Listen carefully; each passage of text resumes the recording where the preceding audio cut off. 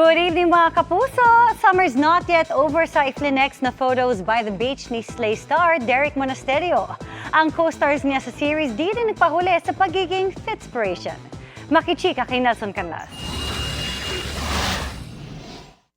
Di lang ang girls ng GMA at View Philippines Collab Series ang nagpapatunay sa salitang slay, kundi pati ang boys na kasama nila sa series.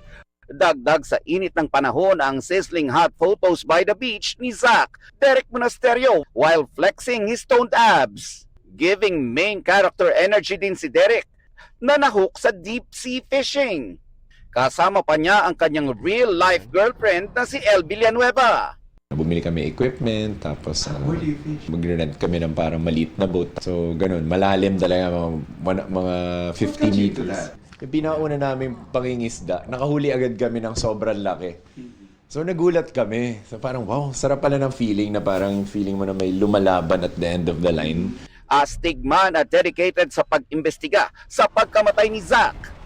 Di rin papahuli sa pagiging fitspiration sina Detective Juro played by Royce Cabrera at ang kanyang katandem na si Nikki Ko.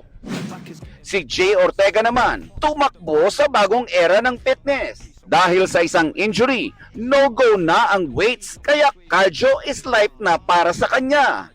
Yung left knee ko kasi nagkaroon ako ng MCL way back. Tapos hindi na ako makapagbuhat ng maayos sa gym, so sabi ko kailangan ko ng bagong workout routine. So yun, I tried running, tapos nagugustuhan ko siya. Meanwhile, si Gil Cuerva is in his discipline era. Learning is his new addiction. It's just learning. Parang we feel like we start to know a lot of things in life. For me, it's refreshing to be in a sport where you don't know anything. Abangan ang mga kakaiba at mga bubulagang twists sa kanilang mga karakter sa pagpapatuloy ng kapanapanabik na mystery drama series na Slay.